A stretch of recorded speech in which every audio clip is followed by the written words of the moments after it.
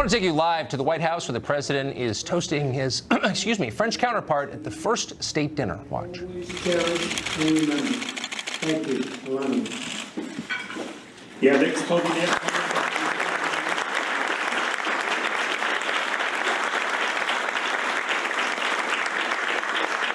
Merci d'avoir organisé cette soirée exceptionnelle qui restera à jamais dans nos cœurs.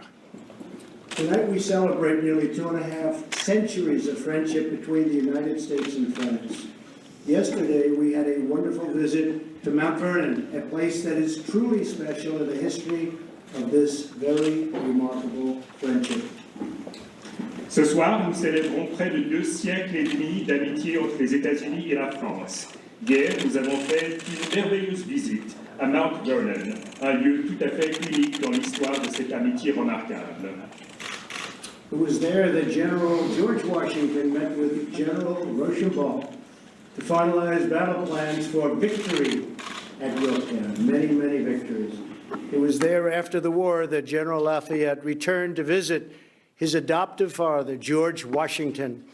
Lafayette named his only son after Washington as a tribute to respect and love for his dear friend.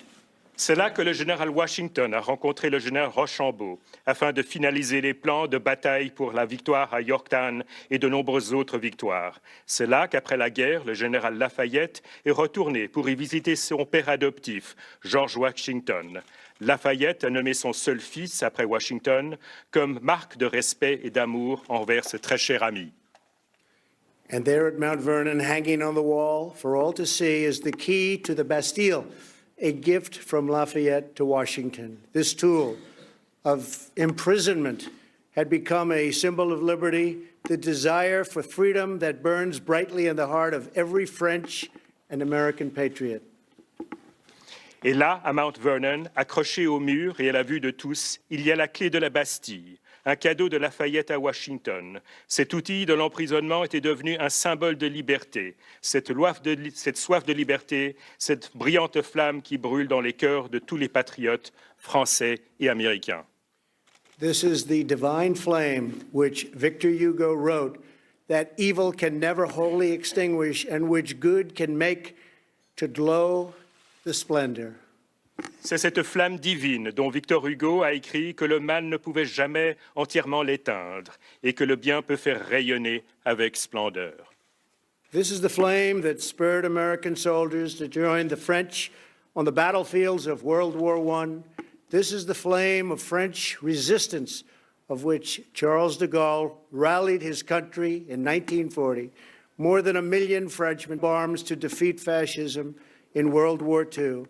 And this is the conviction that unites the French and American soul as we work together every day to build a future that is more just, prosperous, and free. C'est cette flamme qui a poussé les soldats américains à se rendre sur les champs de bataille de la Première Guerre mondiale. C'est cette flamme de la résistance française autour de laquelle Charles de Gaulle a rallié son pays en 1940. Plus d'1 million de Français ont pris les armes pour vaincre le fascisme durant la Seconde Guerre mondiale. Et c'est cette conviction qui unit les âmes françaises et américaines à mesure que nous œuvrons ensemble tous les jours pour construire un avenir plus juste, plus prospère et plus libre. The veins that link our nations are forged in battle, strengthened through trial, and defined by the timeless principles that make us who and what we are. Respect for life, love for our neighbors, pride in our traditions, defense of our heritage, and reverence for the rights bestowed on us through grace and the glory of God. Les veines qui unissent nos nations ont été forgées dans la bataille, renforcées par les épreuves et définies par les principes intemporels qui font de nous ce que nous sommes et qui nous sommes. Le respect pour la vie, l'amour du prochain, la fierté de nos traditions, la défense de notre héritage et une révérence pour les droits nous étant conférés par la grâce et la gloire de Dieu. So tonight I ask that we raise our glasses as I offer this toast to President Macron and Brigitte, to the French delegation, and to every proud citizen of France. May our friendship grow even deeper. May our kinship grow even stronger. And may our sacred liberty never die. God bless you, God bless France, God bless our alliance, and God bless America. Ce soir, je vous invite à lever vos verres et à porter ce toast en l'honneur du président Macron, de Brigitte, de la délégation française et de tous les fiers citoyens de France. Puisse notre amitié devenir encore plus profonde, puissent nos affinités devenir encore plus fortes et puisse notre liberté sacrée ne jamais périr. Que Dieu vous bénisse, que Dieu bénisse la France, que Dieu bénisse notre alliance et que Dieu bénisse les États-Unis. We're going to listen now to the French president's toast back to our president. This, again, is the first state dinner held by the White House honoring President Emmanuel Macron of France.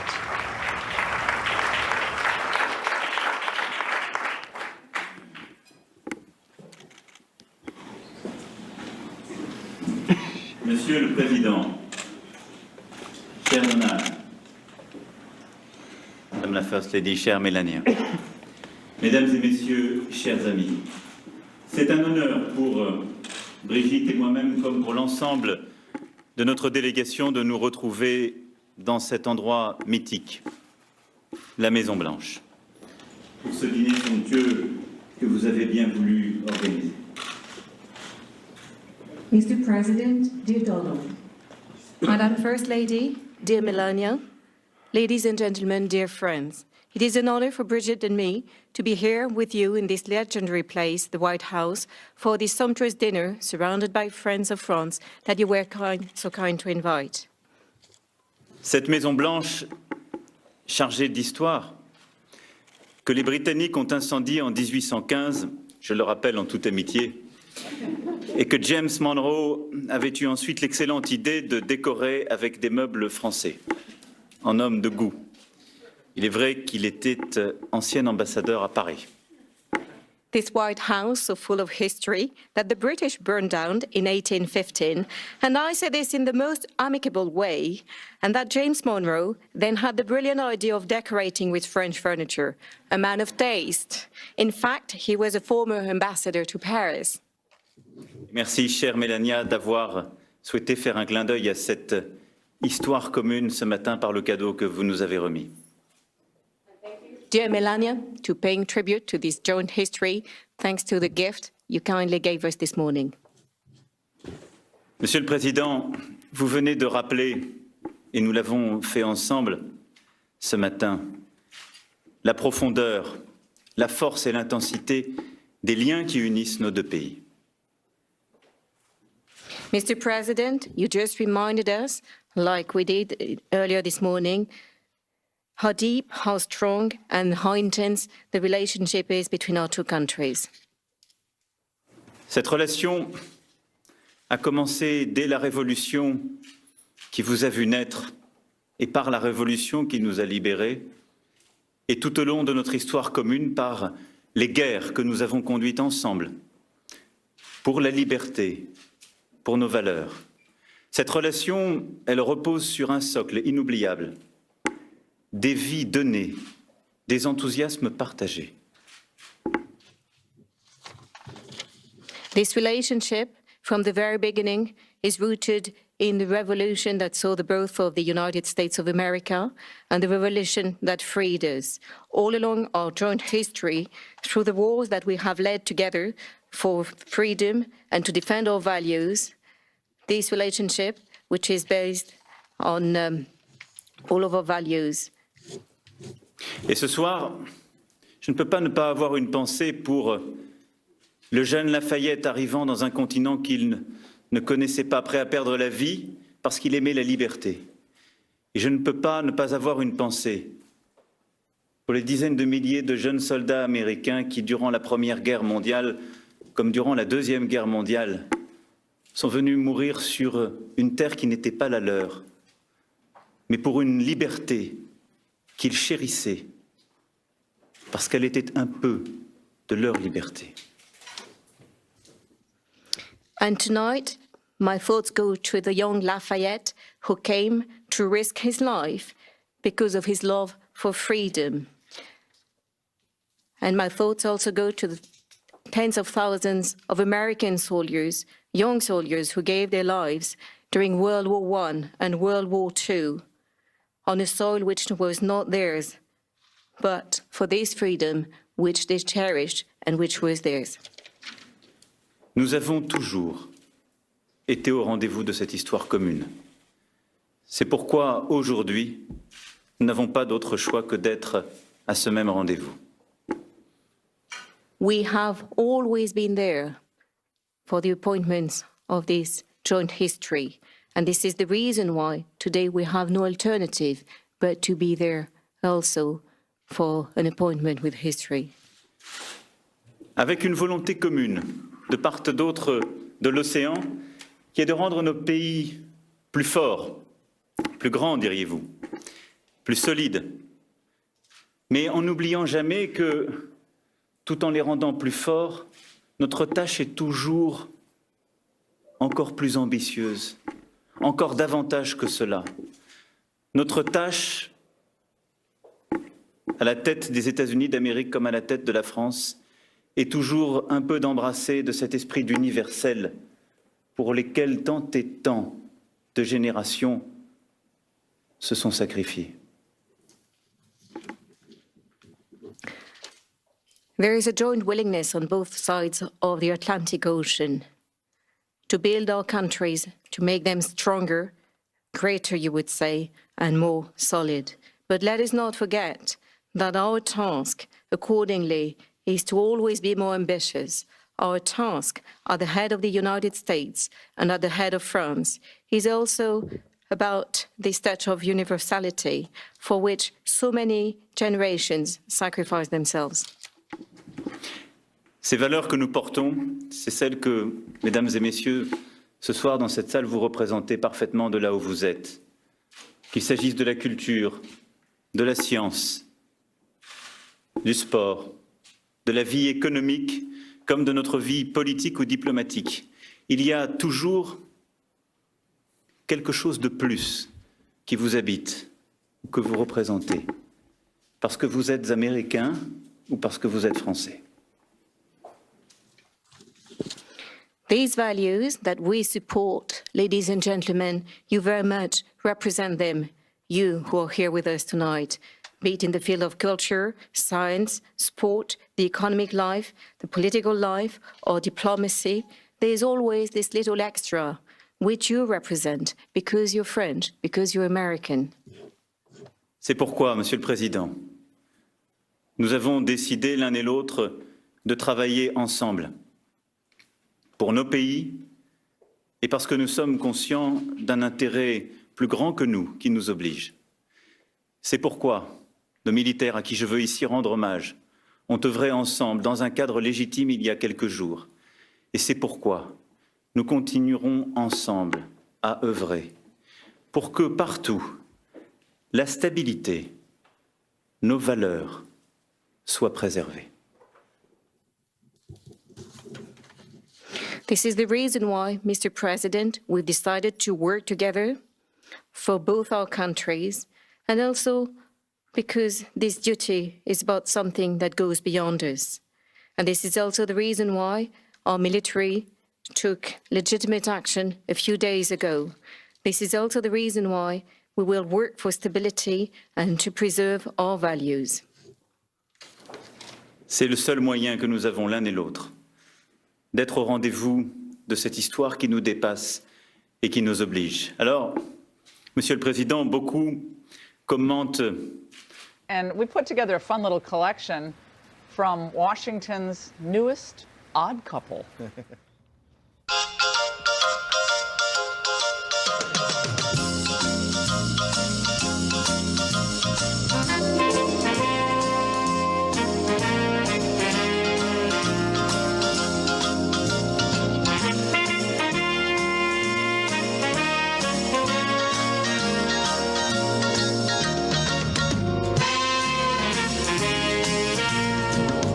We do have a very special relationship. In fact, I'll get that little piece of dandruff for that little piece. We have to make him perfect. He is perfect. And that means Trump is Felix, correct? And Yeah, I guess so. He's trying to tidy things up, but Gosh, Laura, if we're ever on set, I hope that you won't wipe dandruff off and make a big deal out of it. I have that problem sometimes, and I don't want, we're friends, I don't want you to do that. No, well, you know, I got a black thing. We gotta be careful. I'm sorry, but I think the two of them together are hilarious. I love it. I think it's great. It's very unexpected. And different than Angela Merkel as well, because it's pretty frosty with her. Well, we'll see. Who knows what might happen with Angela after this event? You know, you just don't know what will happen. Ed, thanks so much. Good to see you. And now for tonight's angle. The Trump administration takes the caravan to court. Well, no doubt you've heard about the caravan of illegal immigrants moving north through Mexico. Well, according to the New York Times, over 100 have already made it to the U.S. border. The caravan started out with more than 1,000 people and is now down to about 500 or so. Now, some of these migrants have told reporters that they plan to find ways to get across the U.S. border. Now, most of them are from Honduras, so many are expected to apply for asylum, supposedly to escape violence at home. Well, anticipating that, the Trump administration is sending additional ICE attorneys, Justice Department judges, and also prosecutors to make sure the caravan asylum cases will be, quote, adjudicated promptly. But we've also learned, this is curious, that American attorneys have traveled southward to meet with migrants to instruct them on their rights to apply for asylum here in the United States. We did some digging, and according to reports, two of these lawyers are Allegra Love of Santa Fe Dreamers Project and Marie Vincent, who also works for a small 501c3 organization. Vincent has said that many of the migrants are strong candidates for asylum because they're fleeing political persecution or violent gangs or threats over their gender or sexual orientation. But for asylum eligibility, according to Section 1208 of the Title 8 Code of Federal Regs, attorneys have to establish that their client has, quote, reasonable fear of persecution. And that is what Democrats and the media have been claiming, that these are political refugees escaping violence and, yes, persecution. It's really more of anything a symbolic kind of PR move by the migrants who want to talk about and want to bring light to the lack of rule of law and the human rights violations that occur in Central America. Every time the president gets in a political jam, anytime he's feeling threatened politically, he goes back to a few of the same things. Beating up on immigrants, Mexicans are criminals. The picture President Trump paints is hordes of immigrants, many of them criminals, poised to storm the border. But the caravan, CNN found, is a very different scenario. We will take you live to meet the families, many women and children, waiting for their next move. Well, their next move is to crash into our country. Well, the problem for the attorneys helping the members of the caravan could be the U.S. law, the code, Section 1324, of Title 8, which makes it an offense for any person who encourages or induces an alien to come to, enter, or reside in the United States, knowing or in reckless disregard of the fact that such coming to, entry, or residence is or will be in violation of law. So the question is, when does advocacy for illegals end up crossing the line to committing a 1324 offense? Interesting legal question. Well, because of the attorney-client privilege, this could be tough to determine. But if these attorneys are holding what is being described as these large group seminars and demonstrate intent to skirt the laws or to help the migrants skirt the laws, well, they could be in jeopardy, at least technically. Here's the other problem for these lawyers. Most of the people in this caravan, as I said, are from Honduras. Well, a poll conducted by a Jesuit research group found a whopping 83% of Hondurans who are considering migrating to the United States were motivated by purely economic reasons. In other words, they simply wanted to move to a wealthier country with better economic opportunities. Only 11% said they wanted to leave due to violence and insecurity. So given that poll, immigration judges have to be really skeptical about these asylum claims. And if these claims, a lot of them are bogus, as I assume most of them are, well, what does that say about the attorneys themselves? Michael Cohen, Trump's personal attorney, remember he was called a fixer? Well, what would you call members of the American bar who arguably connive with their clients to thwart or get around U.S. immigration law, or at least game it? And how do many of these migrants know exactly what to say to asylum judges? Well, it's almost like when you hear this, they're almost working off of the same script. How would they all know to say the same thing? Well, the president is doing the right thing. He's heading the caravan off at the pass. This is what he tweeted yesterday. He said, I've instructed the Secretary of Homeland Security not to let these large caravans of people into our country. And another tweet wrote, Mexico, whose laws on immigration are very tough, must stop people from going through Mexico and into the United States. We may make this a condition of the new NAFTA agreement. Well, the plan is to detain any asylum seekers until their hearings. The others will be prosecuted for illegal entry, and I say good. Catch and release does not work. The Trump administration said they were ending it. It must be ended now. There can be no more catch and promise you'll show up for your asylum hearing, because as we know, and we've discussed this many times on The Angle, the vast majority of those asylum seekers never show up at their hearing. They just disappear into society. Trump is right to partner with Mexico to stop the flood of immigrants pouring through Mexico's southern border.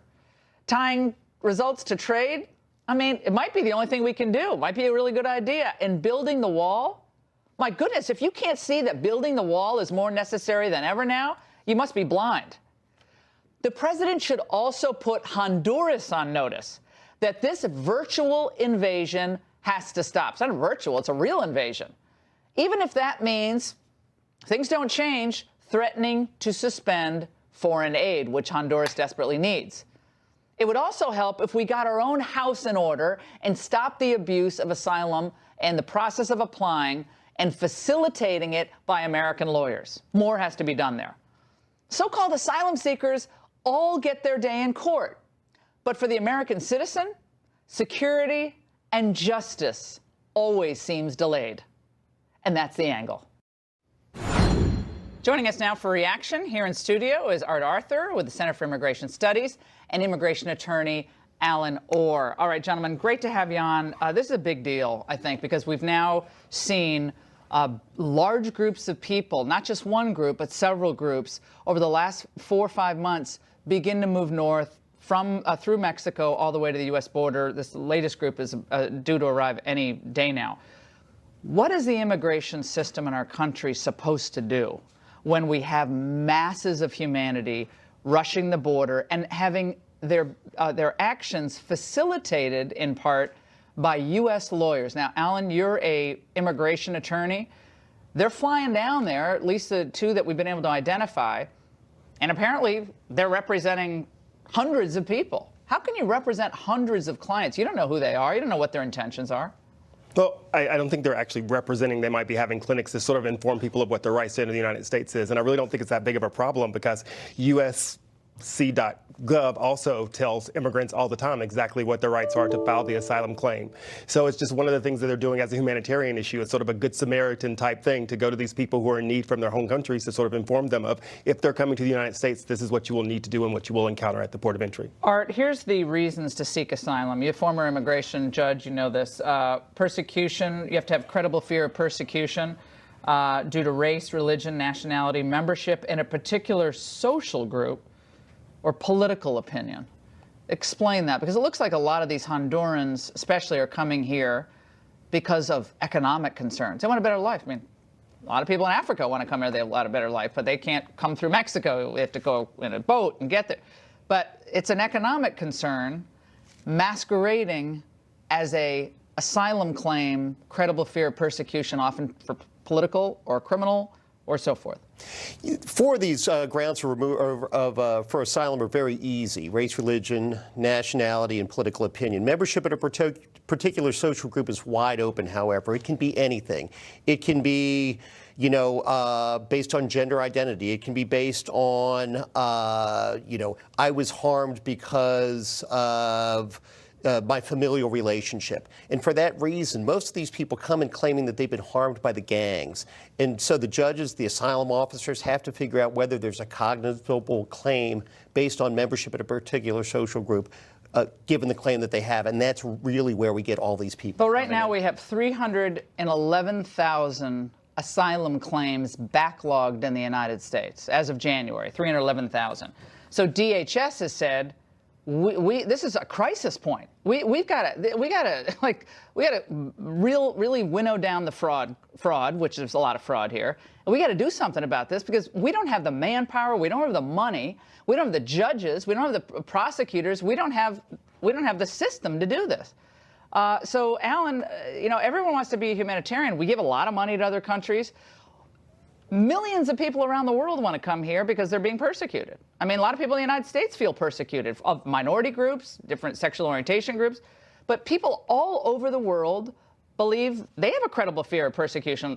Conceivably, they could all apply for asylum, correct? That's correct. And under the current laws, there's not an issue with that. There's no sort of bell curve on humanity, right? So if someone they meet the requirements of the law. What about the humanity of the American people, the American taxpayer, the American school child in an overcrowded classroom? Do they have any rights here? I think they all have rights, and that's not necessarily the fault of the immigrants, right? That's sort of the process, and that's sort of the reason for the backlog in the court systems. You have to look broader than those issues for the school. That's something about where Congress wants to spend money. If they're spending more money on the military, Americans. They want to spend money on Americans because they're suffering too. Well, I think they're also spending money on American by making sure that our borders represent and help have a nice situation. I mean, we drop bombs in Syria. Wait. Our borders should have a nice situation. No. They want to make sure that America has a nice situation.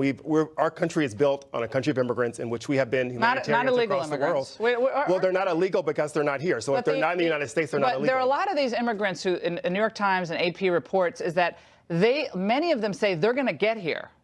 Not like, they're all going to stay outside the border and they're going to be dutifully processed. No, a lot of them say, we're getting here by hook or by crook.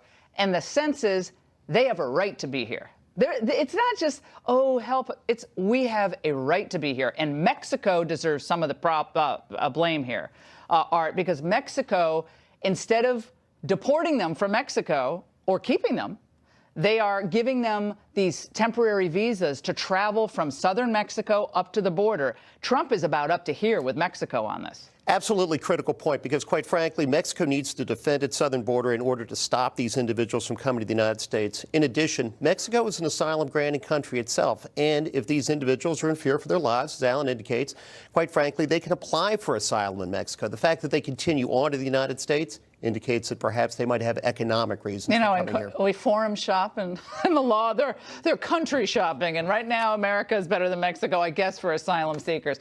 Guys, great segment as always. And Candace Owens is winning a lot of fresh praise from Kanye West, sparking a new, liberal meltdown. And the conservative commentator joins us next with her reaction.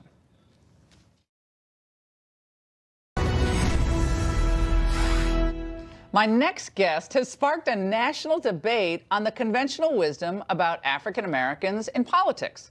Well, Candace Owens has urged black voters to think independently for themselves and to question liberal orthodoxy. She has been mercilessly attacked online, but coming to her defense, very interestingly, has been hip-hop star Kanye West. Well, he tweeted on Saturday, "I love the way Candace Owens thinks." Is he punking all of us? What's going on with that? As we shared with you last night, a hip-hop radio host also claims that West told him that he loves President Trump and he likes Owens because she's challenging conventional black thought. Joining me now to respond to the controversy is Candace Owens herself. Hey, Candace, how are you? I'm doing great. Thank you for having me. Well, you just go to a college campus and you start talking about think for yourself and be your own person, and gosh, that's kind of a Me Too thing. Like, stand up for yourself. Don't be a victim. I was listening to you. I didn't see who it was, and I thought, it's like a Me Too thing. And then I saw, it's Candace Owens. Wait a second. Why is this so controversial? Were you surprised that this became, such a big deal? Like, obviously, Kanye weighs in, but were you surprised?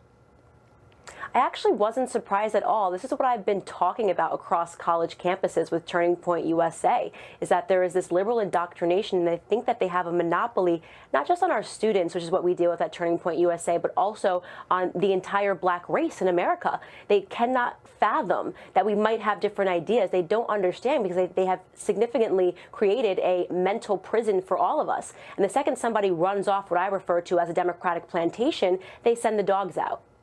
Well, there was an interesting moment on this radio show, this guy Ebro, who's a very interesting host, and he was talking about Kanye West, and he was saying, well, Kanye's not thinking independently because he lives himself in a bubble. Let's watch. Kanye is talking about things that don't affect him. They do not. Let's be honest. None of these things affect him. He lives in a bubble where it's like none of us could really understand. All he's surrounded by is the Kardashians and a bunch of yes men and the fashion world and this. He doesn't understand what's happening in the streets, what's happening when it comes to protests, none of that. Oh, wait a second. As if there aren't multi-millionaire African Americans, Latinos, and others living in Bel Air, Brentwood, Malibu. I mean, because you don't live on the streets, then you can't comment on anything? What? That was odd, bringing in the Kardashians. What was going on with that comment? It just wasn't a very smart comment is what it comes down to. It was a fallacious argument that could be attacked 1,000 different ways. I mean, to suggest that because somebody has money, they can't think or they don't have any knowledge or facts or data makes entirely no sense. In fact, you could argue that they may have more access to those things. So I thought that was just incredibly just low IQ is what it really comes down to. And at the end of the day, these radio hosts are not the great philosophers of our time. They do what they do. They get on there and they try to stir up the controversy. They talk about the story of the day, and they're incapable of thinking critically. Well, I'm a radio host, and I talk about the subjects of the day as well, but I try to do it with some degree of knowledge and experience. Candace, where are you going next? You know, I'm going to keep doing what I'm doing. I'm going to keep punching back. I have zero fear when it comes to this because I knew exactly that this was going to be the blowback. I know that you recently had some experience with this. You understand mob mentality. And the result is it usually has adverse results. That's exactly what we see with your show and why it's been so spectacular. And I'm hoping we're going to see the exact same thing in the black community. You create a conflict, and at the end of the day, it ends up waking up more people to an underlying problem, which is the fact that we don't have enough diversity of thought within the black community. All right, thanks so much, Candace. And I'm sure you'd agree with many critics who say that liberals have encouraged blacks to embrace, at times, a cult of victimhood. An example today might be an editorial in today's LA Times headlined, "Black people were lulled into thinking Starbucks was a safe space. We were wrong." The writer spoke of, quote, "the jarring reality that for black people, especially men, there is no such thing as that kind of neutral space. At least it's not guaranteed." Joining us now to discuss whether that's true are John James, Republican candidate for Senate in Michigan, and Wendy Acefo, a Democratic strategist and Johns Hopkins University professor. All right, Wendy, your reaction to what Candace is arguing about intellectual diversity and the need to just encourage diversity of thought. It's okay to be intellectually diverse, and we should welcome that. However, let's not be dubious in our narrative, and that's what's going on. What is a fact, and what we all know, is this is not about black victimhood. This is about the fact that our criminal justice system is flawed when it comes to black and brown people. Black people only make up 13% of the American population, but they make up 30% of those individuals who are killed by cops, and 45% of black people have said that they've been unjustly harassed by police officers. This is not about Starbucks. This is not about the issue that happened at Waffle House. This is not about the women who belong to a country club, black women who were kicked off of the country club for playing golf too slowly. This is about our criminal justice system being inherently flawed. This is not an opinion. This is a fact. John. So as a black man in this country, I understand that one of the most challenging positions is not only to be a black man, but a conservative black man. And as Candace is saying, too many people have died for our right to be able to think for ourselves. And to not take on this great responsibility is a failure. I truly believe that if we were talking about Chick-fil-A here and not Starbucks, the most dangerous place in America to be would be between Chuck Schumer and a camera. As long as we're talking about statistics here, you talk about the minority of bad cops who are responsible for perpetrating these crimes against African-American males and anybody across the country. It's a very vast minority of folks when you consider the good cops out there doing great things for our country, keeping us right now, right here, safe every single day. But when we talk about cops, let's be clear. My brother serves the NYPD. I know about cops. My grandfather is a retired police officer, so we don't have to educate me about cops. But what we do know is that cops disproportionately attack black and brown people. Again, that's not an opinion. Okay. That is a fact. And let's just use this What's one the example. percentage? Yeah. Well, let's use this one example. We know that the killer who killed 4 black and brown people in a Waffle House was, taken, and it was okay. He was fine. Dylan Roof killed people in a church, and he was treated to a Happy Meal from McDonald's before he went to prison. But why is it that when black and brown people, that is a fact. That is a fact. But why is it that why black and brown people, when they are selling loosies or when they are out in the streets, they're not apprehended in the way in which white people are? Those are the facts. So here. Wendy, you messed you're getting off track. Our segment is devoted to whether African American, right? But yeah, that's what he spoke about. I celebrate all police. I mean, Yeah, they're bad. They're bad. They're bad people in my business. They're bad cops. We all get that. I didn't bring up the NYPD. We I all brought get up that. the minority of cops who are perpetrating these. Yeah. So I mean, I think you're talking about the. Yeah, and I think what happens is that we encourage hostility on both sides. We have incredible police officers doing really difficult jobs, as your family does, day after day after day. And I think we have to be careful with our language. We have to be careful with how we paint with a broad brush. Otherwise, kids of all backgrounds are going to feel like, I'm afraid. Like, I don't even want to report a crime. I don't even want to see a police officer. I don't even want to help from a police officer because they're not fair or they're inherently biased. But getting back to the point of Candace for a moment. She goes to a college campus and she talks about thinking for yourself.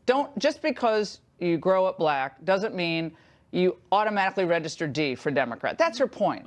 And I've seen time and again that black conservatives or Latinos or even Asians, they're treated like they're second-class citizens within their own communities. And they're looked at like, what's wrong with you? You're an Uncle Tom. You're an Uncle Thomasina, I've heard. That also, I think, is toxic. Let people debate the issues. Let people have different points of view. Don't demonize them. They might disagree. Maybe they're wrong. Maybe they're right. Maybe sometimes I'm wrong. You're right. That's fine. But I just feel like there's no monolith here. You know what I'm saying, Wendy? I agree. I agree that there is not a monolith. And I don't believe that people challenge Candace when she said it's okay to think differently. Absolutely. We are not monolithic. Black people are not. We all do not think the same. However, where the challenge came in was when she talked about the flawed rhetoric that Black Lives Matter has no ground to stand on. When she said, you guys are talking about slavery, but none of you guys experienced that, so why are you even bringing that up? On your show here today, I am challenging Candace to a conversation, to a debate about what does she mean by that comment. Is she I'm saying, sure she'd love to debate oh, I would love to debate her. Yeah, because I don't understand what she means by the comment that just because we did not experience slavery, that we have no right to say, oh, issues of slavery are still impacting the black community. That's inherently flawed. That's fine. That's her point of view. So I mean, there are those who would say John. that we're still experiencing slavery, but not slavery of the wrists and the ankles, but slavery of the mind, when we're continually being told that if you think a certain way, that I'm not black enough because I have different thoughts. And so I think what we're talking about here is mob mentality is a bigger threat to our democracy than any foreign country. And we need to make sure that we're broadening our minds. All right, guys, fantastic conversation. And I have a question. Did the Obama administration step in to squash a probe of the Clinton Foundation? Well, there are new questions now being raised tonight, and we have these stunning details next. Stay there.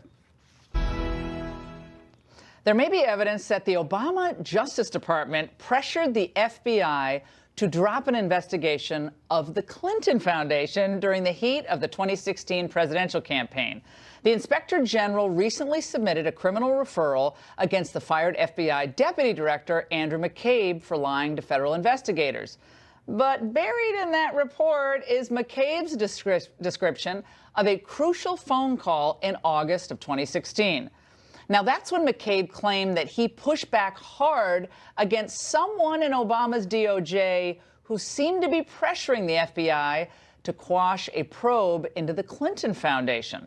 Let's discuss the stunning details with former FBI undercover agent James Weddick in Sacramento, California, who I think you handled the corruption. You were head of the corruption task force in Sacramento, I believe, if I got that right. Let's talk about where we are here on this case. I had you on radio this morning, and you were so great. I had to invite you on TV. Is this normal for an FBI principal associate deputy to call up the FBI and say, kind of slow walk this or to this investigation of the Clinton Foundation, if this is how it went down? Thanks, Laura. Yes, I ran the corruption squad here in Sacramento for a number of years. It's the state's capital city, most populous, largest state of the nation. I conducted numerous investigations involving suspect corrupt officials, many high-level officials, and I can tell you, that conversation that Matthew Axelrod had with Deputy Director McCabe, asking him to stand down, if you will, the agents working the Clinton investigation, was improper. You know, I do not agree or support with many things McCabe did, but his pushback there to Justice Department officials, telling them they were, you know, influencing or attempting to influence an investigation was improper, you know, I agree with. And unfortunately, it was his disclosure of that conversation that, of course, has caused him problems, and now the OIG has made a criminal referral to the Justice Department. Well, shouldn't Matthew Axelrod, if he hasn't already, if I might have missed his testimony, but shouldn't he be called to testify on Capitol Hill about this, if that's actually how it went down? Sure. I don't doubt that there are a number of officials. I don't believe Axelrod made that telephone call on his own. I don't doubt that he didn't discuss the matter with Sally Yates. I don't doubt that there are emails and other text communications surrounding the call, because let me just say this. I worked 35 years and ran the corruption squad for a number of those years.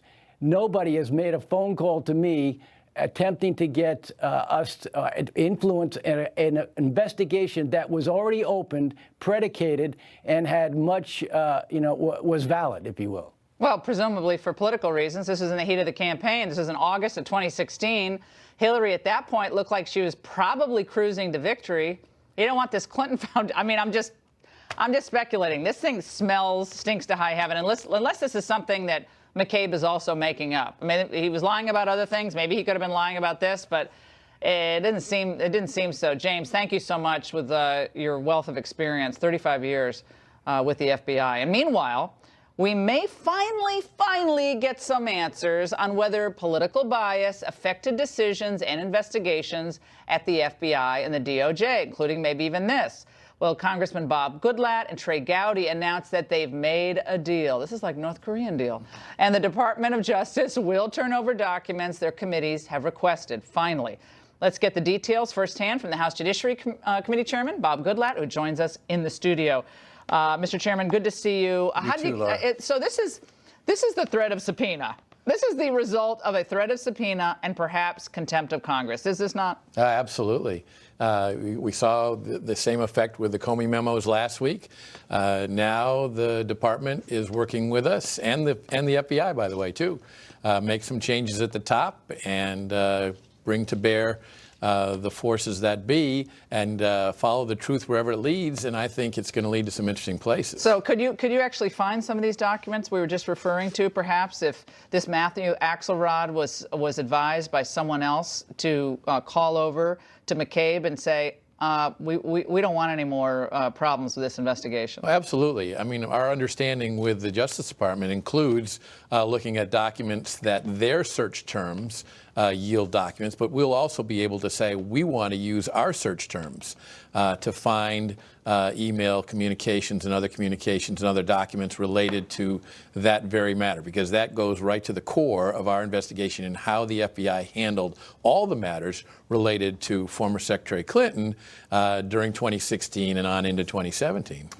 This was a quote from Brad Schultzman, who was referencing whether Sally Yates could have been the person who was at one point, later on, acting Attorney General, but they're pointing to her on this. In my experience, these calls are rarely made in a vacuum.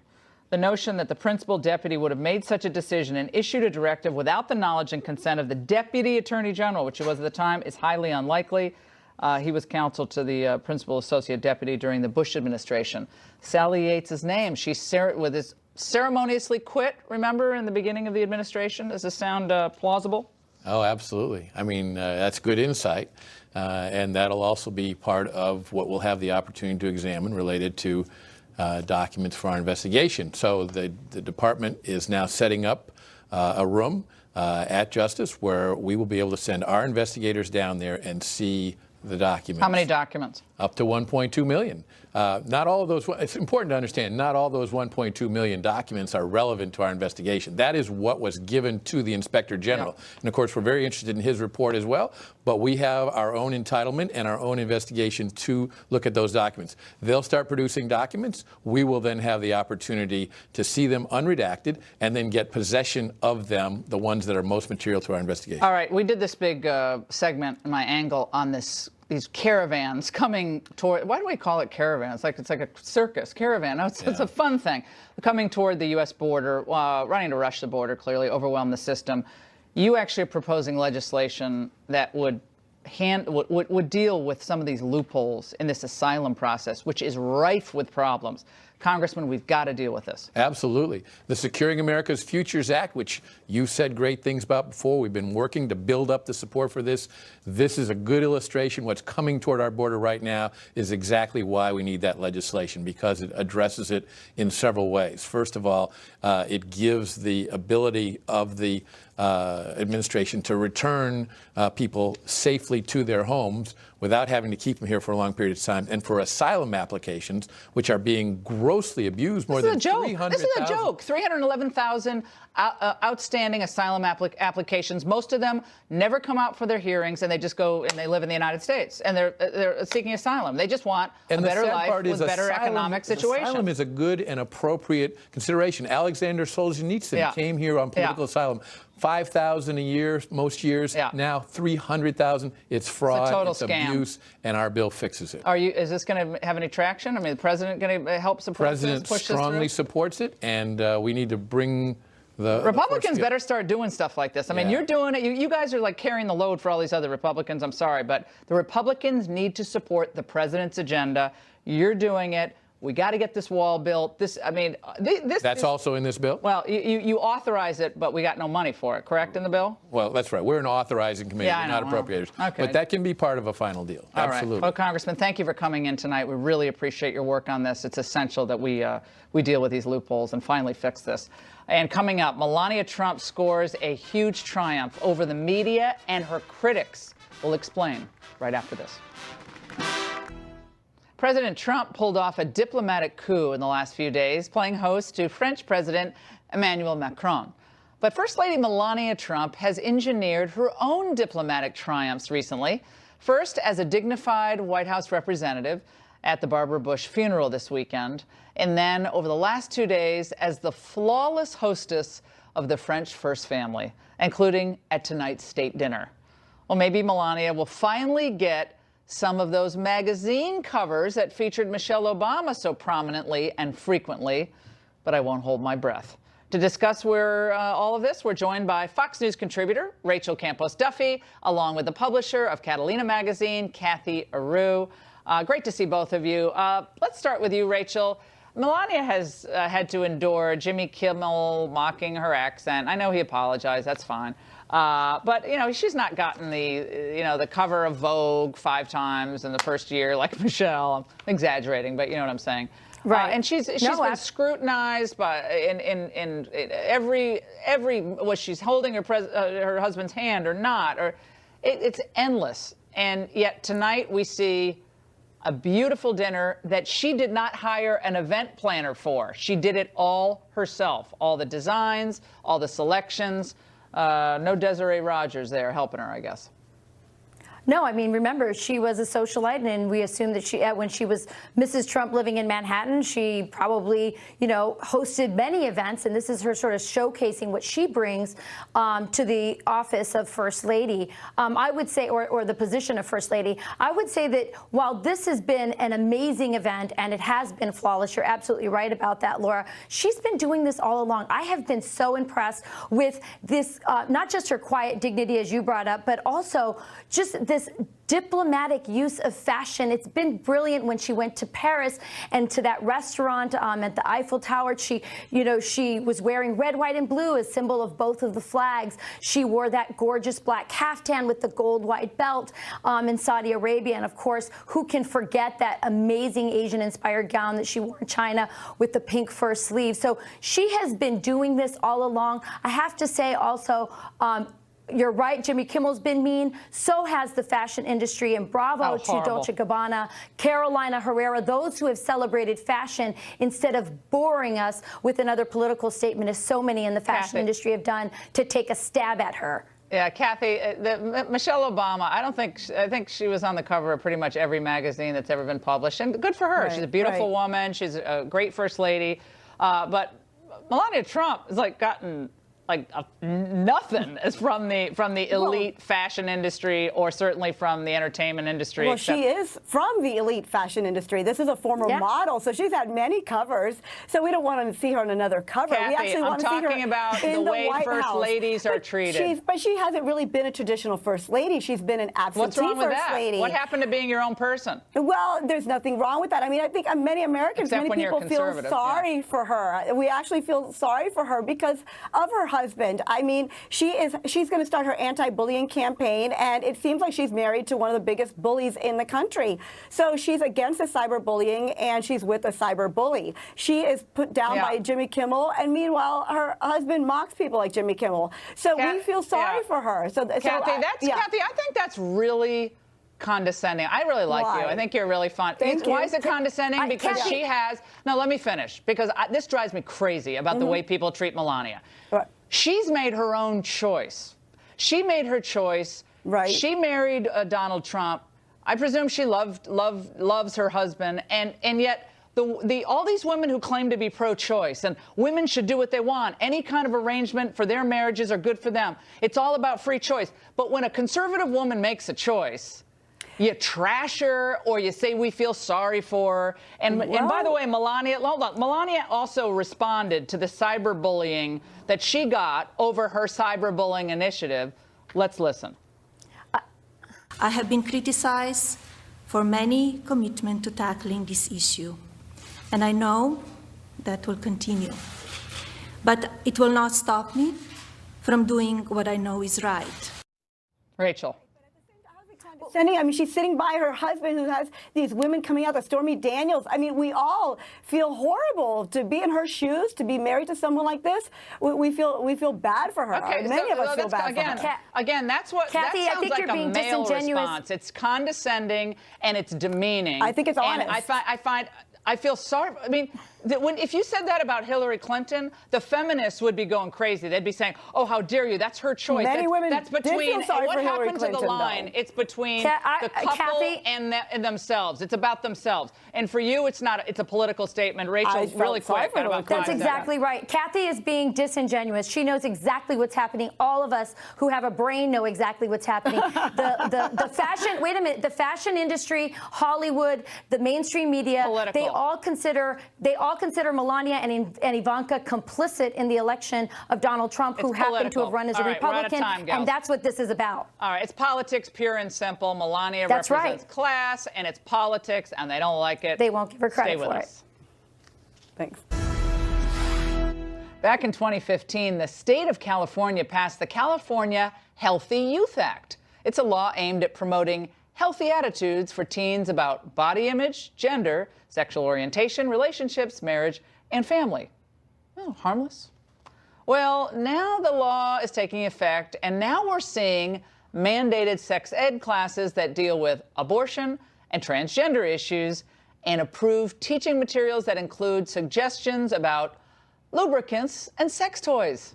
And it gets worse. In Orange County, parents can't opt out for their kids as part of this class. Unbelievable. Joining me now for reaction is Victor Davis Hanson, a senior fellow at the Hoover Institution. Victor, we got this and another subject we got to hit fast.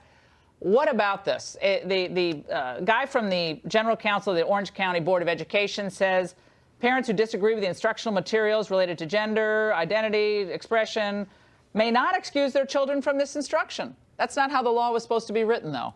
Well, we're in California, so in California you do what you want, and then you make the law fit what your activity is. So if you're going to walk out because of a protest about guns, there's no repercussion.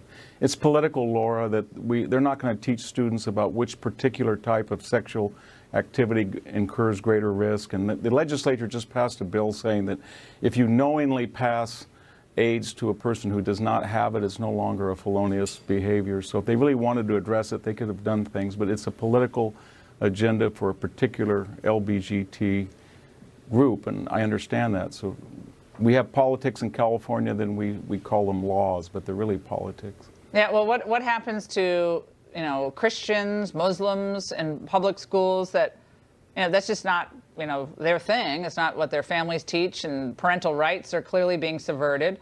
You can't opt out. Look, if people want to teach their kids all of that, that's fine. Do it in their home, but teaching of sex education should be biological. This is how babies are made. This is, you know, and now it seems like it's just a political agenda. I had 3 kids. I raised 3 children in the public schools in California, and we had to reteach them sexual education because not only was it biased in terms of religion, but it was not factually correct. They would not tell people the types of intimate details you would need to protect yourself, because that butted against certain types of political agendas. And so it wasn't even it wasn't just biased against religious communities, but it was biologically inexact. Victor, we have to get into this lovely CSU Fresno State professor, Rhonda Girard, who tweeted a horrifically nasty thing about Barbara Bush after she passed away. Barbara Bush, you know, you can see it. I don't even want to read it. Amazing, you know, called her a racist, basically a war criminal, or racist war criminal, understated as usual for the left.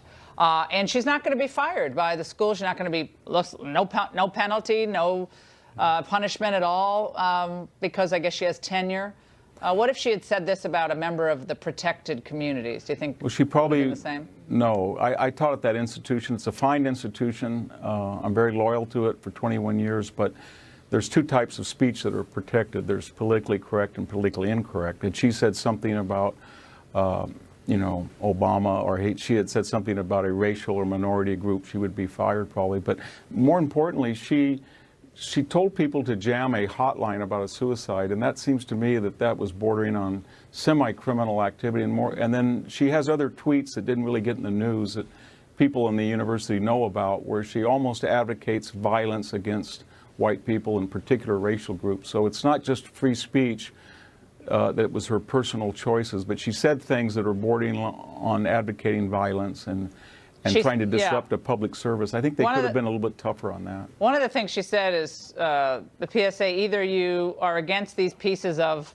blank and their genocidal ways, or you're part of the problem. Victor, nothing seems to shock me anymore about the lovely Golden State. I love California, but I know it. The lunatics run the asylum. What can I say? All right, Victor Davis Hanson. We'll see you soon on radio. Thanks so much. We'll be right back. Close it out. Some parting thoughts. Don't go away. Here we go. Let's take a look at a few interesting tweets that came my way about tonight's show. Tweet from Joel. Immigrants on the border. Well, I think you made a great point. If the immigrants refused or don't accept asylum from Mexico, it can be successfully argued that asylum isn't their real reason to immigrate to the United States. It's an economic reason. Ding, ding, ding. Tweet from Lisa. Loved America's Newest Odd Couple. Now that is funny. Trump has to be Oscar, right? I don't know. I think he's Felix. Macron looks like Felix. Remember to tweet me at Ingraham Angle. That's all the time we have. Shannon Bream is up next. Shannon. Who's the messy one? That's me. Well, yeah. I think it's, well, Trump probably. Well, I shouldn't say that. Now I'm in real trouble. Have a great show, Shannon. I'm going to embrace the messy. Laura, thank you very much. Okay. Hello and welcome to Fox News at Night. I'm Shannon Bream in Washington. We could soon get the results for the Arizona special election for a House seat right here in Congress, seen as the latest test of the Trump revolution, so stay right here. Also, White House Communications Senior Advisor Mercedes Schlapp is here tonight as the administration seems to be ready to fight for Dr. Ronnie Jackson's bid to become VA Secretary. Plus, Senators James Lankford and Jeanne Shaheen joining forces in a bipartisan fight to free an American pastor imprisoned in Turkey. They're here with brand new developments. But first, this is a Fox News alert. President Trump's first state dinner honoring the French president as the two leaders toasted each other amid a whirlwind week of diplomacy.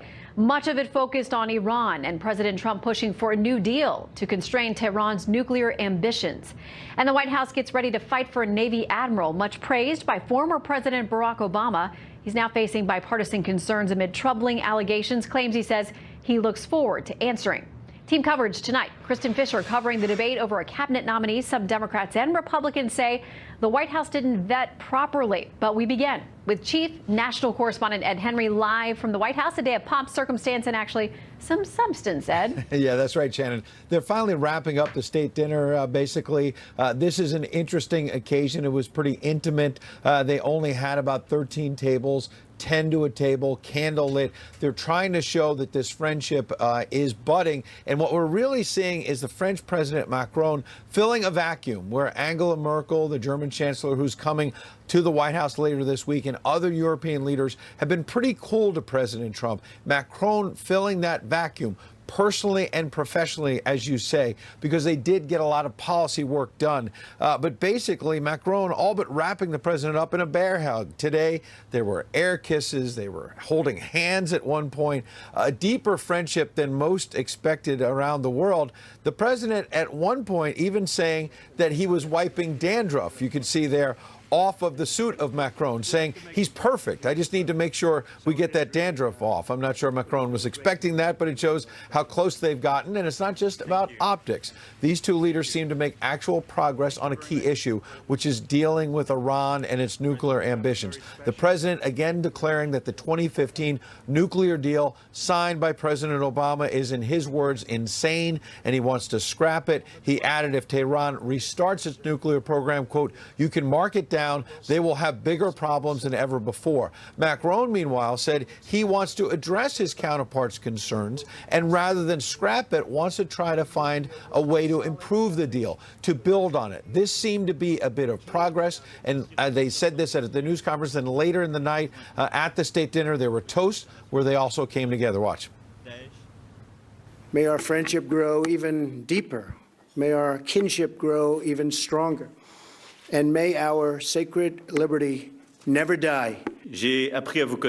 I got to know you, and you got to know me. We both know that none of us easily changes his mind, but we will work together, and we have this ability to listen to one another. This is the reason why our relationship will serve our strong history.